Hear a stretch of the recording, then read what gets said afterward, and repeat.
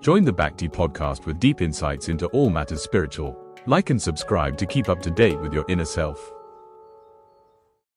The wonderful form of Mahavishnu, where all the universe is emerging from his body through his pores, through his breath. And when he breathes in, all the universes again disappear in his body. And that is a total devastation after 311 trillion and 40 billion years, earthly years. So that's the greatness of that Mahavishnu, which is an expansion of Krishna. That is beautiful. So first of all, we have to appreciate the greatness of God, the greatness of Krishna. That's a good starting point. And then the result will be, we will be very much in awe and reverence. And we should be. God is not a small thing. God is so great. Then that same Vishnu expands himself again as a Garbhodakashaya Vishnu. He lays down in every universe created. He lays down as a presiding deity in each universe on the Garbhodaka ocean. And then from his navel, a lotus sprouts, and on the lotus, Lord Brahma is born, takes birth. So this is all wonderful creation in much, much detail to help us to understand the opulences of the Lord, opulences of Krishna. And then Lord Brahma has been meditating and is given, by his meditation, first of all, he couldn't find where that stem of the lotus ends, where it begins. It was all very difficult to conceive. And then he heard the syllables, tapa, tapa, tapa, means, of course, tapasya. So Lord Brahma took some tapasya. Without tapasya, it's very difficult to do anything. It is when to achieve anything. So he did his tapasya and meditated on the beautiful form of. And then the Vedic wisdom was given to him. And the power to create, given to him from Krishna. He didn't have it on his own. The power to create. And then he created every living entity, every form, every bodily form in this universe. So all that is there to help us appreciate the greatness of the Lord. But that is not enough to understand the greatness of Krishna, because we need to develop a relationship with Krishna. That is a very much further steps in our development of Krishna consciousness, a relationship. Because we all have a relationship with the Lord, but we have forgotten that relationship since a very, very long time. So we have to come back to that relationship and remember that we are eternal servants of Krishna. Nitya Krishna Das Jivara Svarupa Hoya Nityera Krishna Das. Krishna Das means eternal servant of Krishna. Krishna explains in his last few verses of Bhagavad Gītā that the fruitive actor and the mental speculator, we spoke about fruitive actors, the whole world is after the fruits of their activities, without Krishna, enjoying without Krishna. So they will not achieve the highest destination, and they will have to come back because they don't surrender to Krishna. Srila Prabhupada gives a beautiful example. A spacecraft goes up trying to reach the moon or any other planet. Mars, Elon Musk shooting his rockets, SpaceX. They all come back. Why do they come back? Because they have not found any shelter out there in the vastness of the universe. They all come back. So those mental speculators and fruitive actors, they all come back because they have not taken shelter of the lotus feet of Krishna. Only the devotee, he has not to worry, to leave this world in the light and not in the darkness, and all this technical explanation when to leave this world, because he is just surrendered to Krishna.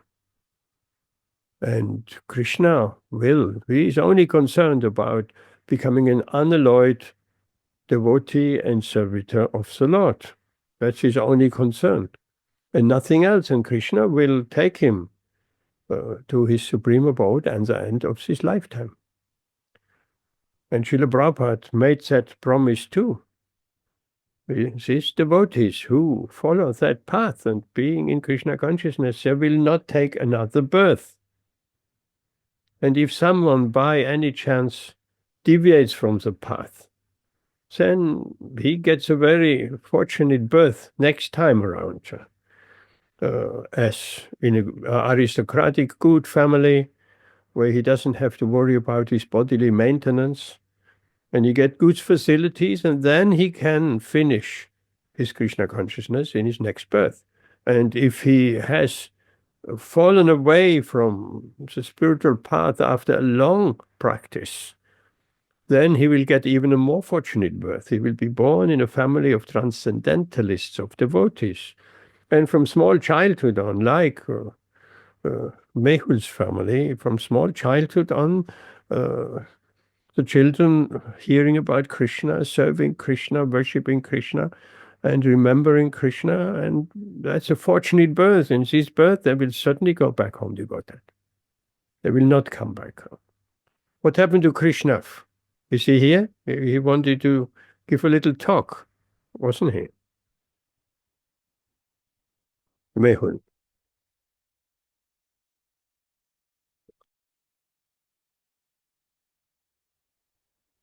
Can you actually hear me, Amit?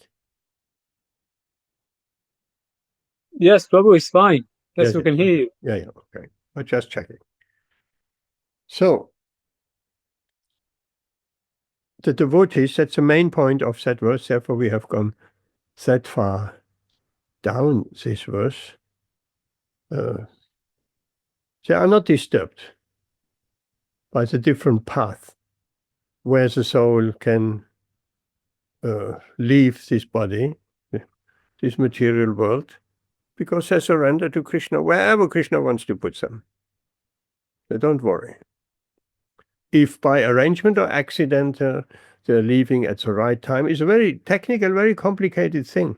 First of all, we must have that perfected our yogic powers, that we can leave the body at will, whenever we want to leave this body. And then we have to know when is the right time, and then under right circumstances, we leave, like we have spoken 2 weeks ago of the soul.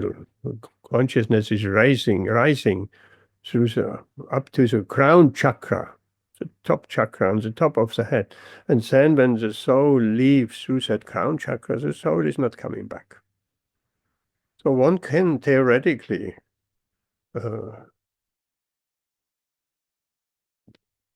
technically find those situations, and according to those descriptions, leave this material world. Or one can just completely depend on Krishna. And that's much easier to do that, actually depending fully on Krishna. So Srila Prabhupada speaks of Yukta Vairagya, which is regarded as the middle path. Yukta Vairagya. There is Vairagya, which means austerities, and there is a path of enjoyment. But the Yukta Vairagya is just a middle path. For instance, some will, yogic ways, they will stay completely away from any kind of enjoyment, any palatable food. They will sleep on the bare floor, and very much hardship in life. That is a very strict yogic way. Few can practice that nowadays. And the path of sense gratification, of karma, is the fruitive activities, the path of fruitive activities. So Yukta Vairagya is just in between. The devotee accepts also material facilities, but the difference is, whatever comes his way, he accepts it, not rejects it, he accepts it in the service of Krishna.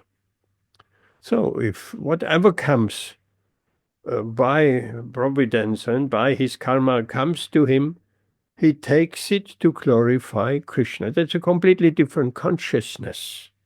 That's the important bit. Devotional service is a completely opposite consciousness to trying to enjoy the fruit of our activities. Because devotional service includes Krishna. Krishna is included. And that's all what we really have to do in our spiritual journey, to link up everything with Krishna, eventually to the point that Krishna becomes so much present in our life that we cannot forget Krishna. In our conditioned state, we think of Krishna a little bit, maybe when we chant Hare Krishna, and hopefully when we chant Hare Krishna, we'll think of Krishna. And then we stop chanting, we have done our rounds, or some rounds, and then we forget Krishna again. So this will not help us. But the purification of regularly chanting Hare Krishna is so great that more and more remembrance of Krishna will come.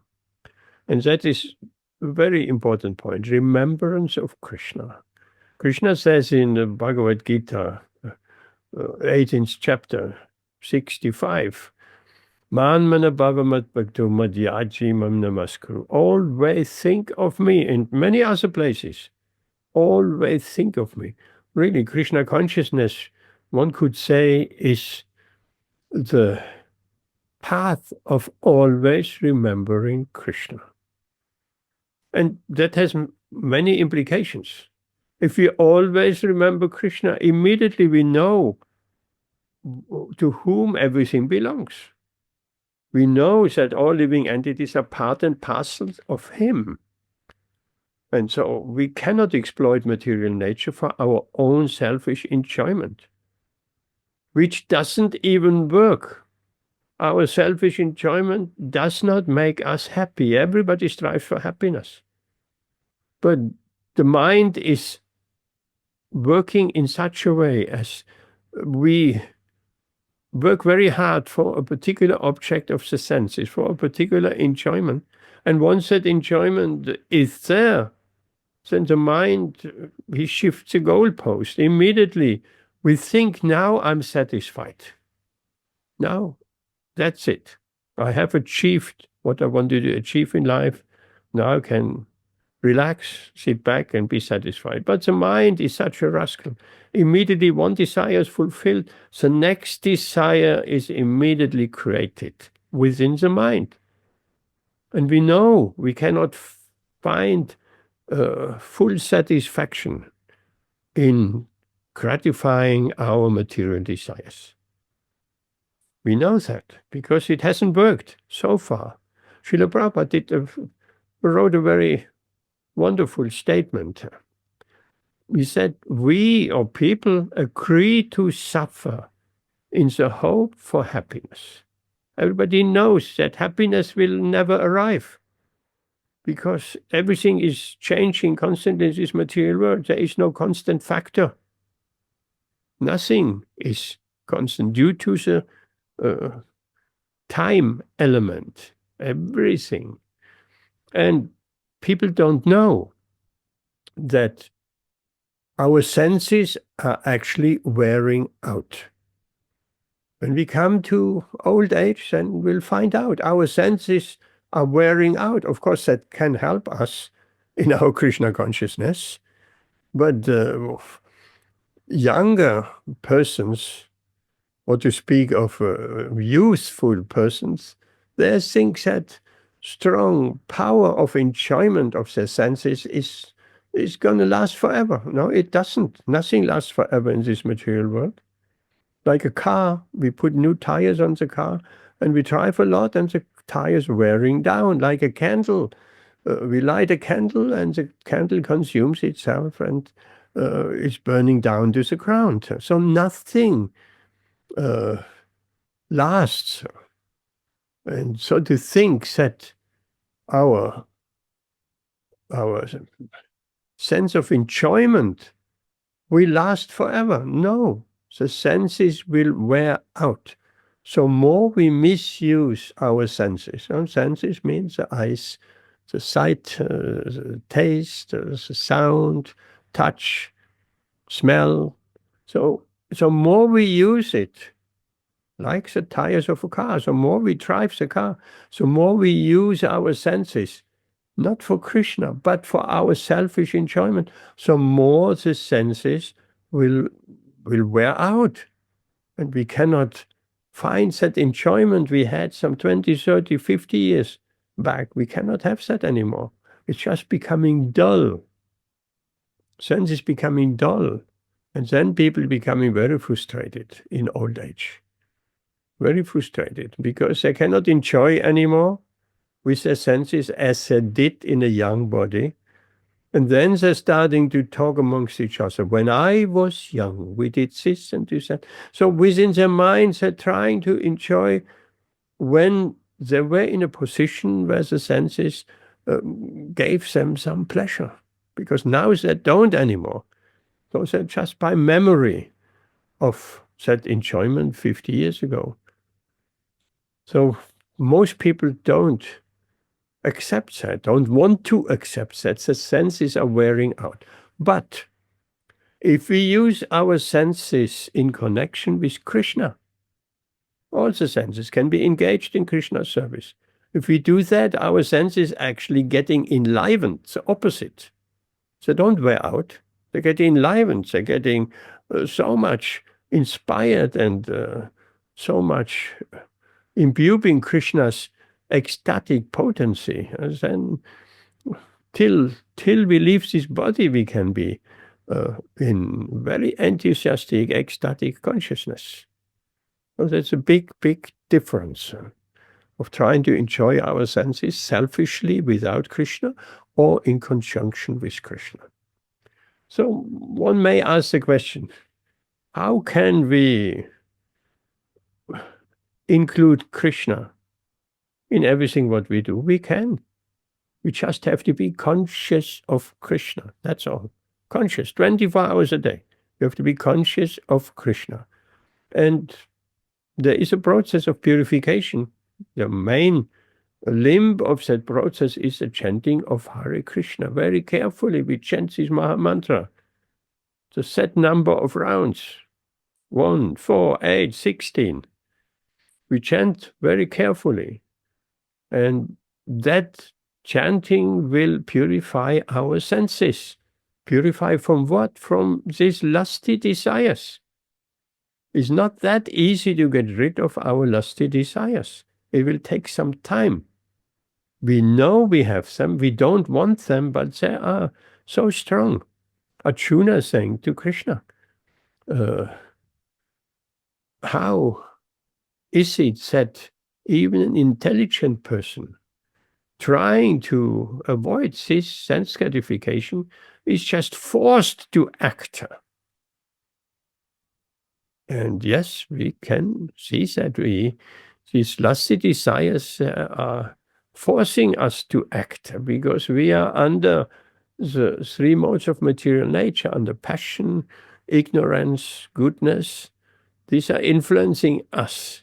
And that has been with us for many, many, many lifetimes. Because when we leave this body and we're not going, or we take another birth, then our mind, the reservoir of all these desires, we take the mind with us, the subtle body goes with us. Mind, intelligence, and the false ego, false identification, that stays with us. When we leave this body and enter another body, then the same mind is there. The same intelligence is there. The same false ego is there. In the next body, and in the next, and in the next. Only when we leave this world and not take another birth, we go to the spiritual world, then we don't take that material mind with us, that material intelligence, that false ego. Then we emerging in a spiritual body. Has also senses. Our spiritual body has also senses. Take the example of the inhabitants of Goloka, Vrindavan. They have not no eyes or hands. No, they're not formless. They have spiritual forms and they have spiritual senses. Now one could ask the question, what's the difference between our so-called material senses and spiritual senses? And we want to put this question maybe to someone here on that forum. Who can answer that? What's the difference between, this is a good question, what's the difference between material and spiritual? Who wants to answer that? What about you, Sergey? What would you think? I would think all the senses in the spirit world are engaged in Krishna. Everything in connection with Krishna. That's right. Vijay Hare Krishna. Rituan Prabhu Hare Krishna. Everything in connection with Krishna is spiritual. Can we have some examples, Rituan Prabhu? Everything in connection with Krishna is spiritual.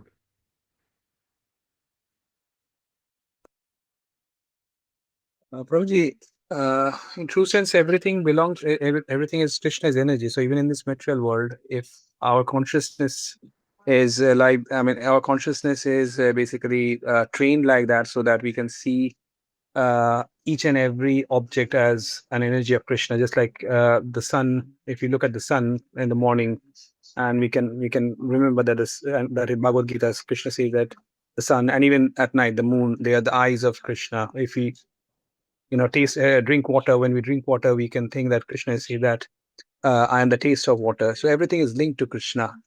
So not just his name, fame, qualities, and pastimes, but everything in this material world is linked to Krishna, being energy of the Lord.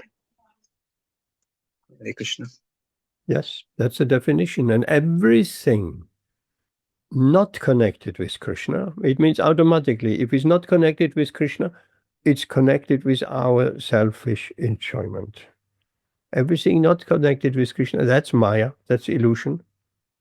Why is illusion? Because actually everything is, as Rituan just said, everything is connected with Krishna.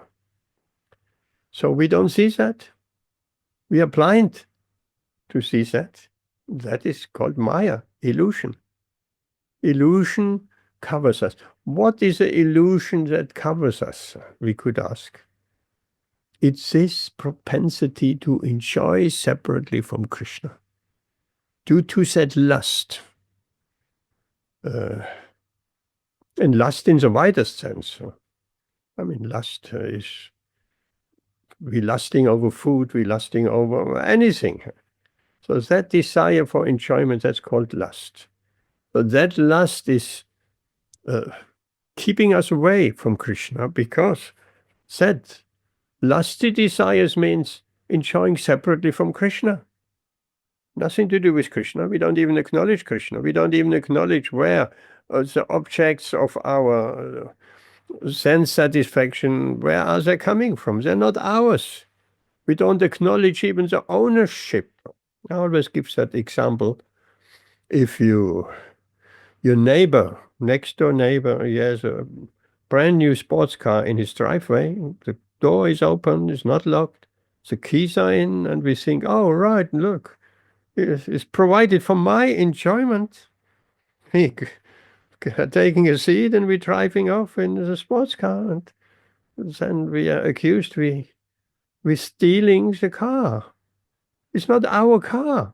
We have forgotten that's a neighbor's car.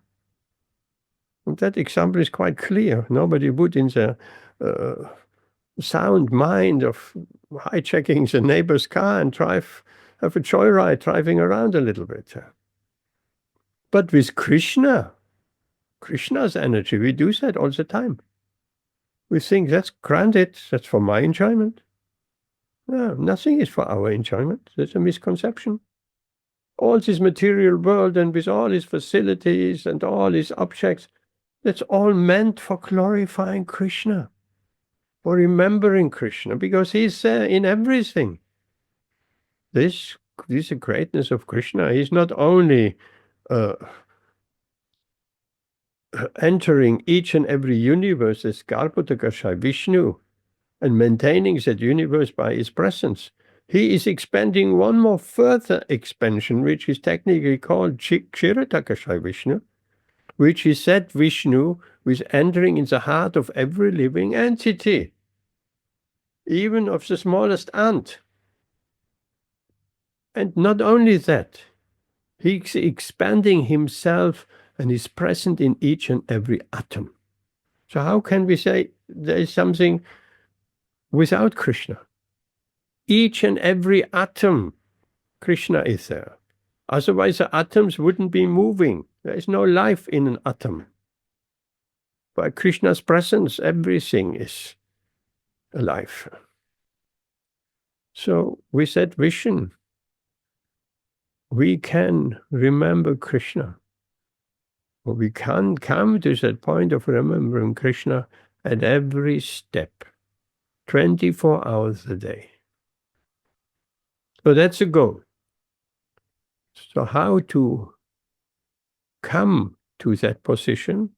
We'll just keep connected with Vaishnavas, with wonderful devotees, hearing about Krishna, speaking about Krishna, chanting our rounds, and that long road of anartha nivritti, technically called, the purification of the heart. Many times we have given that example, I just give it for Anjali really, that when we make ghee at home from butter, we put the butter in a pot and heating it slowly up, and there's so much white foam.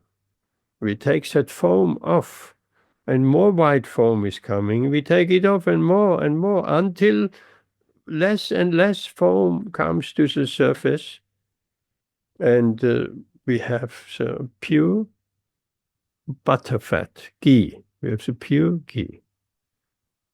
So, but we have to take these impurities, mainly water solids, we have to take that off from the surface, which has bubbled up to the surface, in order to get ghee. So with our material desires, it is just like that. We're engaging in devotional service.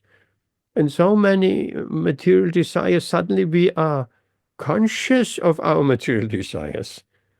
If we don't do that heating up process, like we have the butter, we are not even conscious how many impurities are in that butter. We're not conscious. Only when we heat up the butter slowly, then so much foam and all that, then we realize, oh, that was all in the butter. So it's the same within our heart.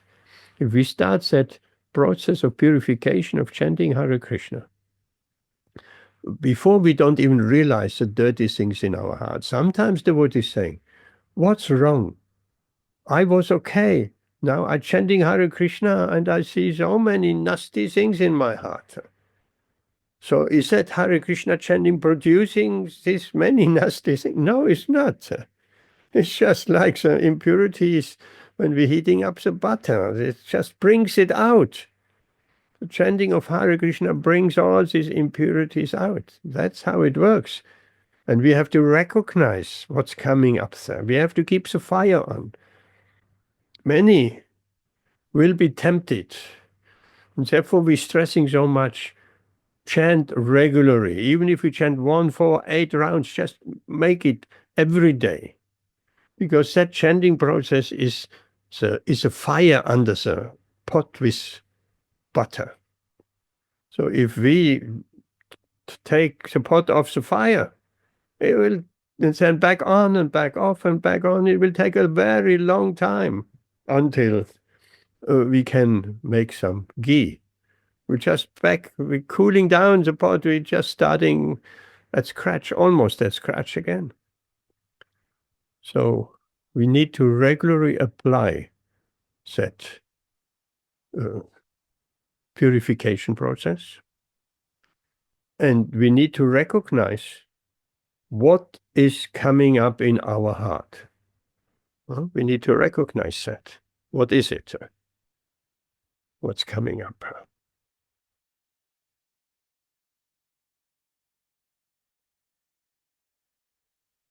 And then when we have analyzed and seeing what comes out, what nasty things coming out of our heart, then that's the first step. We have to realize and understand what it is. Then we can take it away.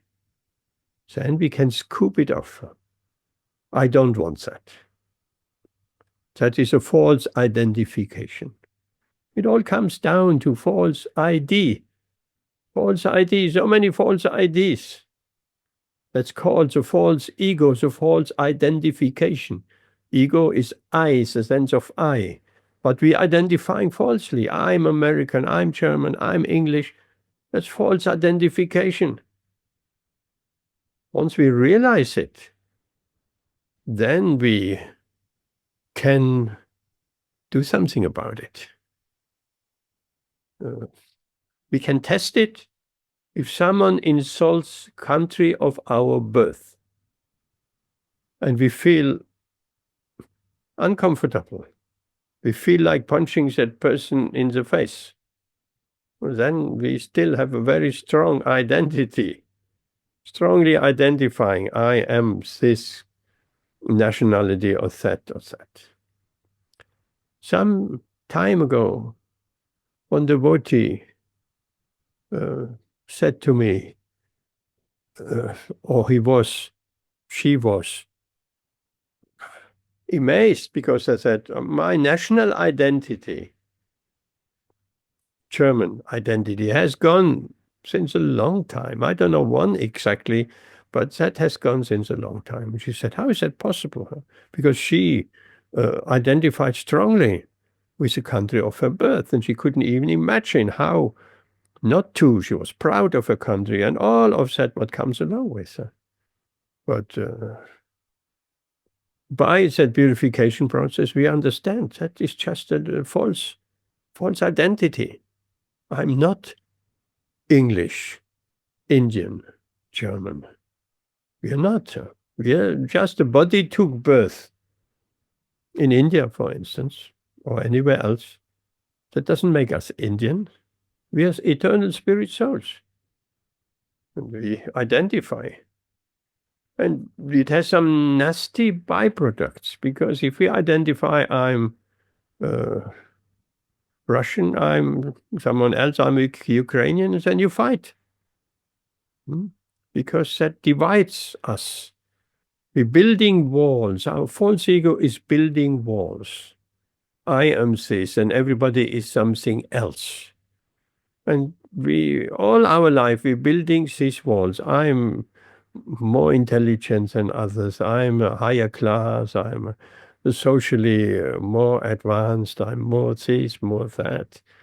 And professionally more qualified and more intelligent, more beautiful and richer than everybody else. And so we're building walls, and we're building our own tower.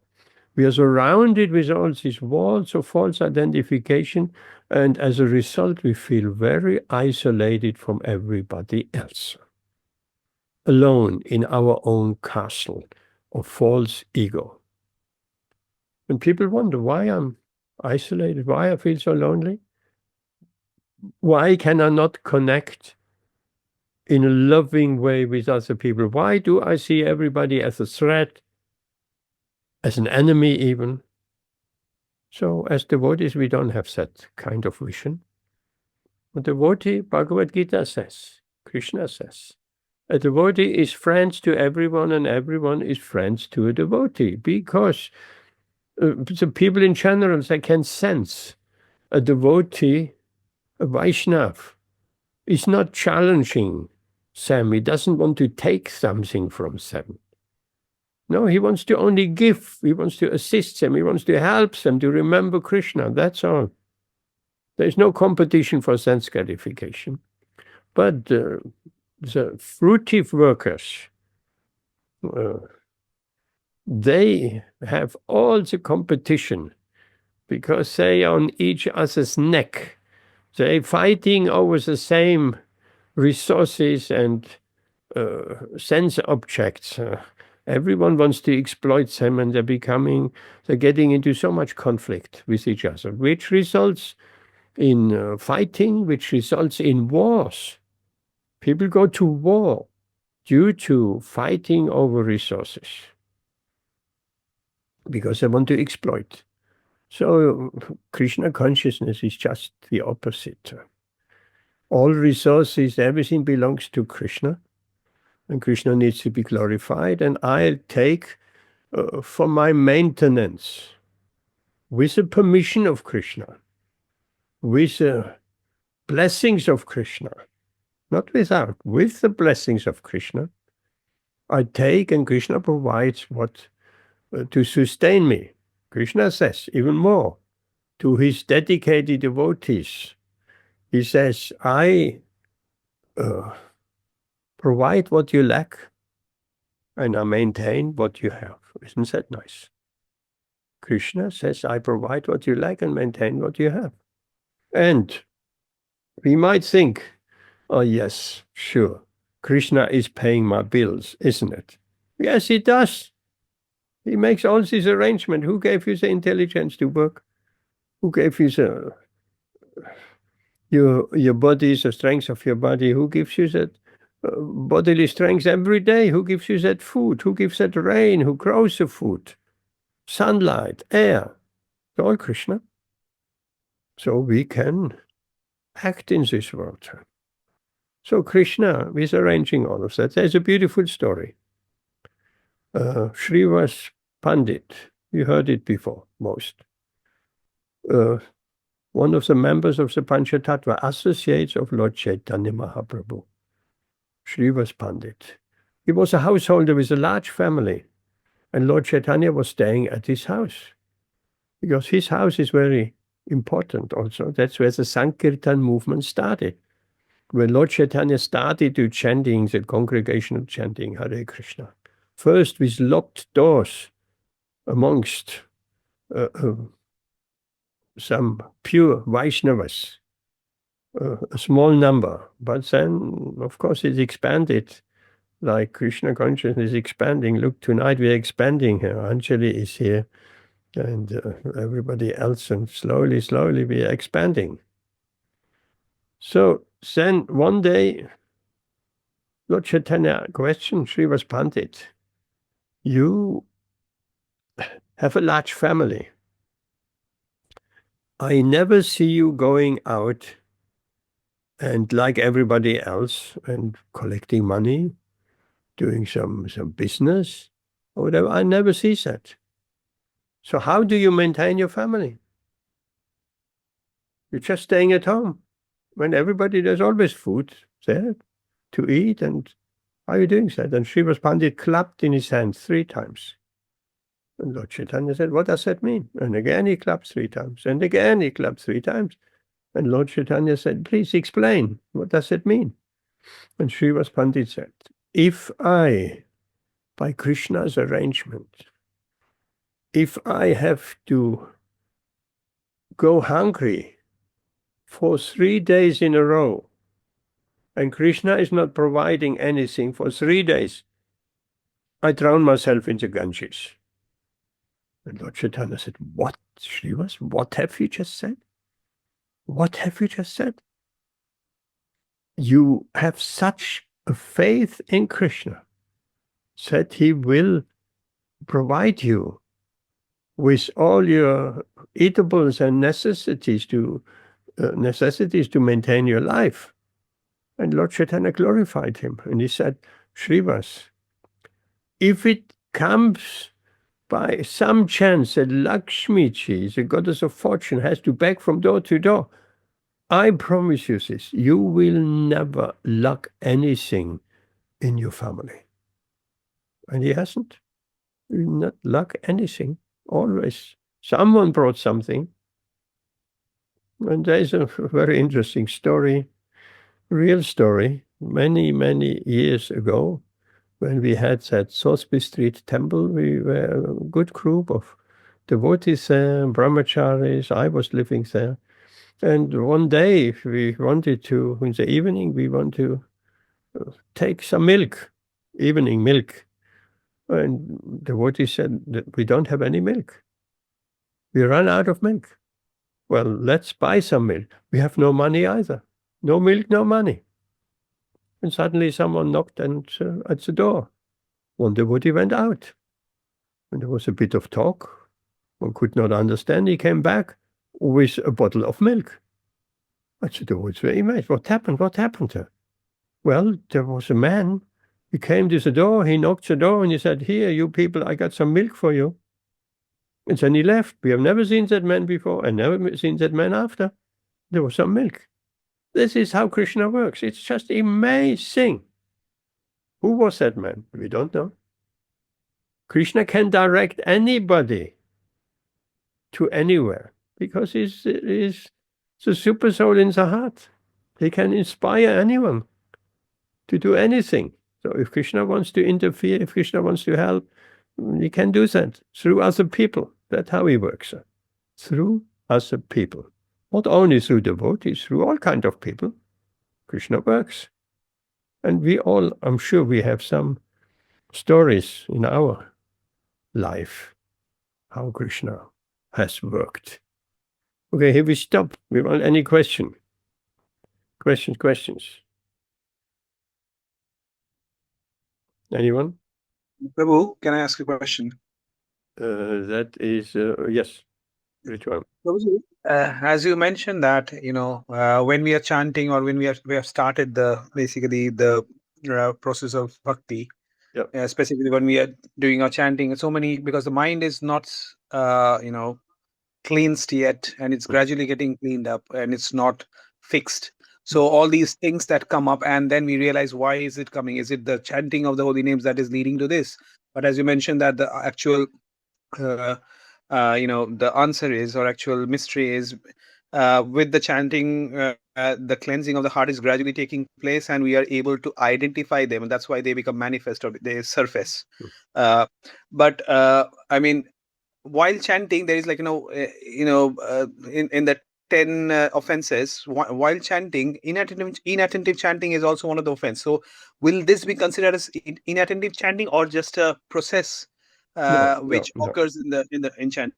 It will not come during chanting.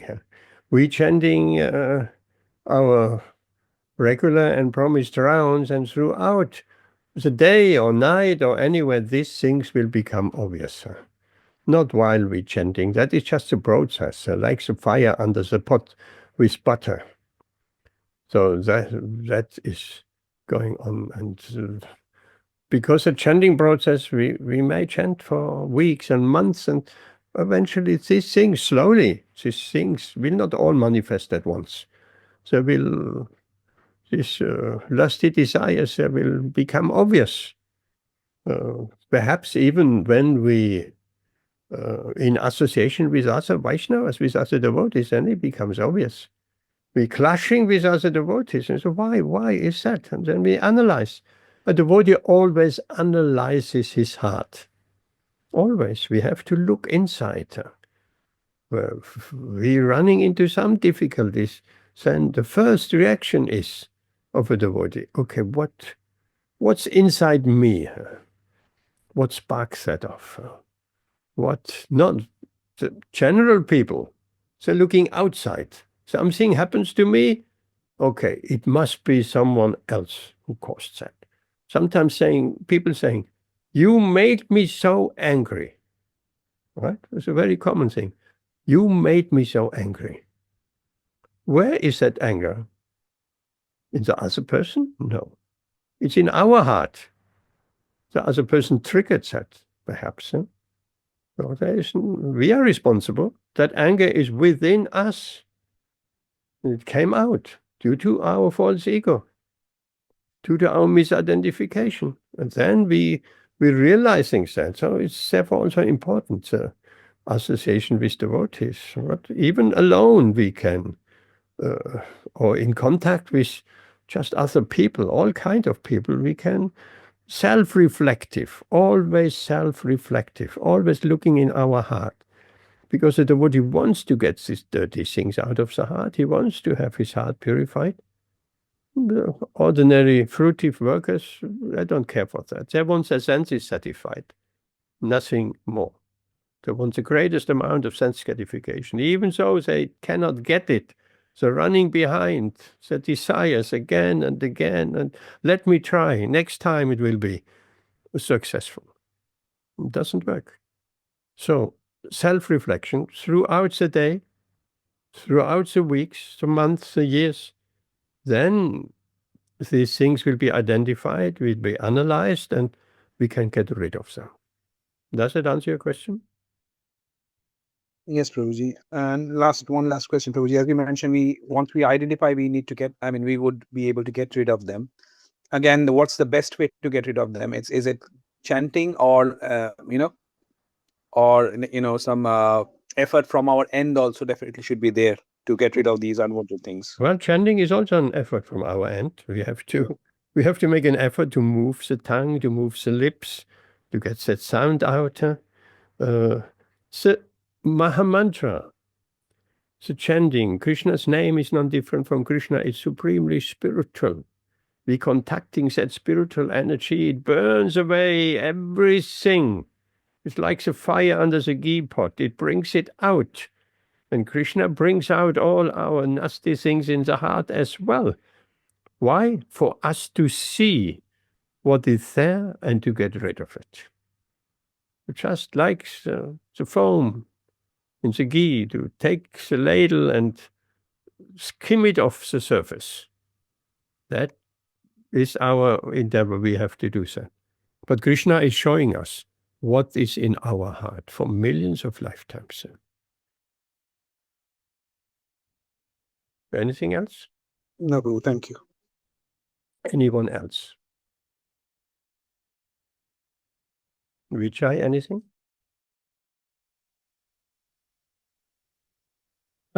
Just like a clarification. If a person has cultivated remembrance of Krishna throughout their life, does an unexpected death, does that automatically prevent them from attaining him? Because some people may not remember him constantly. You may have not. So, yeah, the question is, you may have cultivated service to Krishna throughout your life, but because of the circumstances of your death, unexpected, you didn't have the opportunity for conscious thought. You just died unexpectedly. So does that prevent you from attaining him? If your final fraction of a second, you didn't remember Krishna?